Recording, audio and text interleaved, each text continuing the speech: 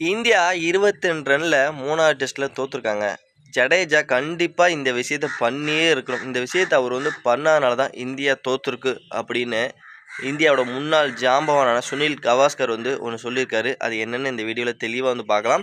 அதுக்கு முன்னாடி இப்போ தான் நீங்கள் நம்ம சேனலுக்கு ஃபஸ்ட் டைம் வரீங்க அப்படின்னா, நம்மளோட சந்துரு கிரிக்கெட் பார்வை சேனலுக்கு ஃபஸ்ட் டைம் வரீங்கன்னா நம்ம சேனலை சப்ஸ்கிரைப் பண்ணிக்கிங்க. அது மட்டும் இல்லாமல் பக்கத்துலேயே பெல் ஐக்கன் இருக்கும், அதையும் கிளிக் பண்ணிக்கிங்க.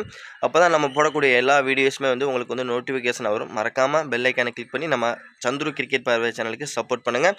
நம்ம இப்போ வீடியோக்குள்ளே போயிடலாம்.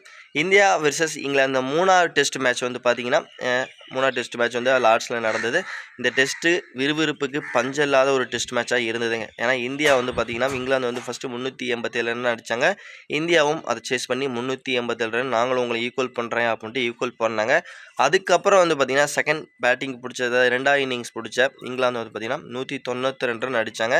193 அடித்தா அந்த வெற்றின்ற இலக்கோடு ஆட ஆரம்பிச்சு இந்தியா பார்த்தீங்கன்னா அன்னைக்கே 4வது நாள் ஆட்டத்திலேயே டக்குன்னு ஒரு 4 விக்கெட்டை விட்டு தடுமாறினாங்க.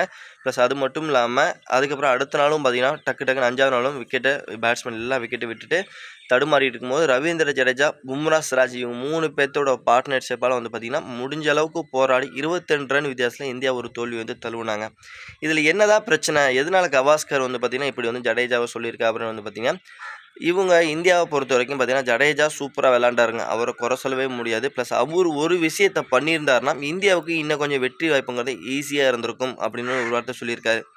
இந்தியா ப்ளஸ் என்னதான் விக்கெட்டை ஆரம்பத்தில் ஒரு 100-112 ரனுக்கு ஒரு 8 விக்கெட் விட்டு தடுமாறிக்கிட்டு இருந்தாலுமே ப்ளஸ் கடைசியில் பும்ரா, சிராஜ் இவங்க 2 பேர்த்தையுமே வச்சு ஜடேஜா நல்லா மூவ் பண்ணார். ப்ளஸ் நல்லா சிங்கிள்ஸ் எடுத்து கொஞ்சம் கொஞ்சமாக பார்த்தீங்கன்னா இந்தியாவோட வெற்றிக்கு பக்கத்தில் க்ளோஸாக வந்தார். அப்படி வெற்றிக்கு பக்கத்தில் க்ளோஸாக வரும்போது அவங்களோட இங்கிலாந்தோட சுழற்பந்து வீச்சாளர் பஷீரோட ஓவரில் அவர் அட்டாக் பண்ணியிருக்கணும். அவர் ஓவரோட அட்டாக் பண்ணியிருக்கணும். ரொம்ப அவர் 6 அடித்து அந்த ப்ரெஷர் அவர் மேலே போட்டுக்க வேணாம். ப்ளஸ் அவர் பவுண்டரி அடிச்சிருந்தாருன்னா வச்சுங்க, ஈஸியாக பவுண்டரி அடிச்சிருந்தாருன்னா வெற்றிங்கிறது கிடச்சிருக்கு. ஒரு ஓவரில் 2 பவுண்டரி 3 பவுண்டரி இந்த மாதிரி ஏதாவது கிளியர் பண்ணியிருந்தாருன்னா ஈஸியாக இந்தியாவுக்கு வெற்றி வாய்ப்புங்கிறது கிடச்சிருக்கும். ஆனால் அவர் ட்ரை பண்ணாமல் ஒன்லி சிங்கிள்ஸ்லேயே தான் ட்ரை பண்ணிக்கிட்டு இருந்தார். ஏன்னா ஒரு விக்கெட் தான் ஹேண்டில் இருக்குது. ப்ளஸ் அதனால் நீ 6 பவுண்டரி அடிக்க ட்ரை பண்ணி 6 அடிக்க ட்ரை பண்ணினா விக்கெட் விடுறதுக்கு சான்சஸ் இருக்குது.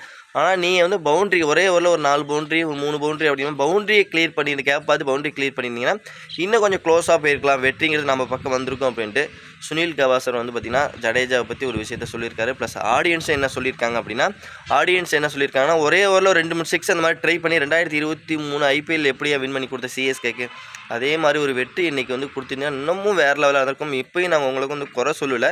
ப்ளஸ் சூப்பராக பேட்டிங் பர்ஃபார்மன்ஸ் கொடுத்துருக்கீங்க. ப்ளஸ் வெற்றியை நழுவ விட்டதுக்கு இது ஒரு சின்ன ரீசன். இந்த இதை பயன்படுத்திக்கலாம். ஒரு பஷீர் ஓவரை இல்லை ரூட் 2 ஓவர் பார்த்திங்கன்னா ஒரு அட்டாக்கிங் மோடில் விளையாண்டுருந்தீங்க அப்படின்னா இந்தியாவுக்கு நல்ல ஒரு வெற்றிங்கிறது கிடச்சிருக்கும் அப்படிங்கிற ஒரு விஷயத்தையும் பார்த்திங்கன்னா ரசிகர்கள் மத்தியில் சொல்கிறாங்க. இந்தியாவை பொறுத்த வரைக்கும் இந்த 4வது நாள் எண்டில் பார்த்தீங்கன்னா நைட் வாட்ச்மேனாக ஆகாஷ் தீப்பை உள்ளே இறக்குனாங்க. அது இந்தியா செய்த ஒரு பெரிய தவறுன்னு என்னை பொறுத்தவரைக்கும் சொல்வேன். ஏன்னா அவர் ரிஷப் பண்டுக்கு பதிலாக அந்த நைட் வாட்ச்மேனாக உள்ளே என்ட்ரி கொடுத்தாரு.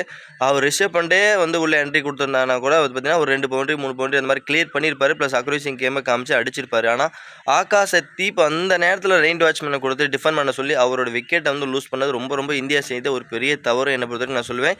ஏன்னா ஆகாஷ் தீப்பை பொறுத்த வரைக்கும் நீங்கள் அவர் அந்த இடத்துல இறக்காமல் இருந்திருந்தீங்கன்னா இந்தியா 5வது நாள் ஆட்டத்தில் நீங்கள் பும்ரா, சிராஜ் அந்த இடத்துல ஆகாஷ் தீப் விளையாண்டாருன்னா அவர் என்ன பண்ணுவார்?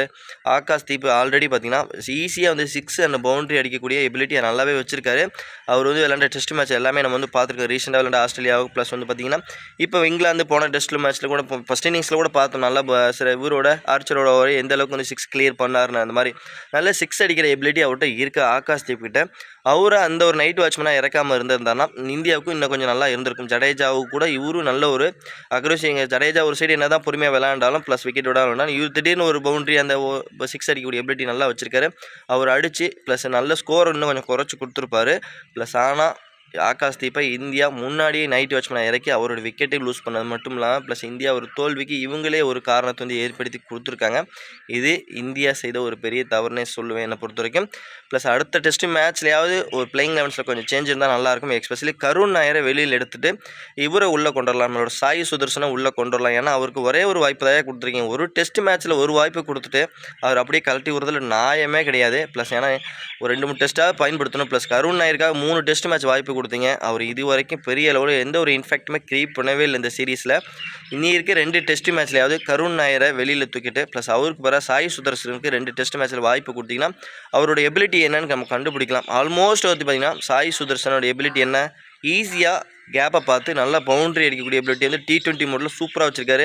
அதை ஈஸியாக டெஸ்ட் மேட்ச்சில் இன்னமும் அசால்ட்டாக அடிப்பாரியா, அவரை பயன்படுத்துங்க. முதல் டெஸ்ட் மேட்ச்சில் கொஞ்சம் ப்ரெஷர் இருக்கும், அதில் விக்கெட் விட்றதுக்கான வாய்ப்பு இருக்குது. இதுக்கு வாய்ப்புங்கிறது ஒரு 2-3 டெஸ்ட்டு கொடுத்தா தானே அவருக்கு வந்து அந்த பயன்படுத்துவார். ப்ளஸ் அந்த ப்ரெஷர்லாம் போய் அந்த வாய்ப்பை பயன்படுத்தி ஈஸியாக அந்த கேல்குலேட் பண்ணி ப்ளஸ் அவரும் அந்த இந்தியா டீமில் நங்குற மாதிரி ஒரு இடத்த பிடிக்கிறதுக்கு வாய்ப்பு இருக்குது. நல்ல ஒரு டெஸ்ட் மேட்ச்லேயும் சரி, எல்லா T20 எல்லா TOD எல்லா ஃபார்மேட்லேயுமே ஈஸியாக பவுண்ட்ரி கேப்பை பார்த்து அடிக்கக்கூடிய கேப்பபிலிட்டி சாய் சுதர்சன் இருக்குது.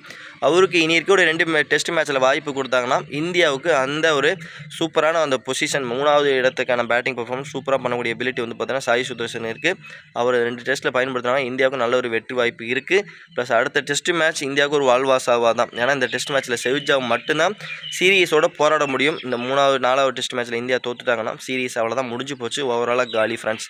ஓகே ஃப்ரெண்ட்ஸ், சாய் சுதர்சனுக்கு 4வது டெஸ்ட்டில் இடம் கிடைக்குமா, இல்லை இந்தியா 4வது டெஸ்ட்டில் வின் பண்ணி சீரீஸோட போராடுமா, ப்ளஸ் இங்கிலாந்து 4வது டெஸ்ட்டை வின் பண்ணி அவங்க வந்து இந்த சீரீஸை வின் பண்ணுவாங்களா அப்படிங்கிறது நம்மளோட கமெண்ட் செக்ஷனில் கமெண்ட் பண்ணுங்கள்.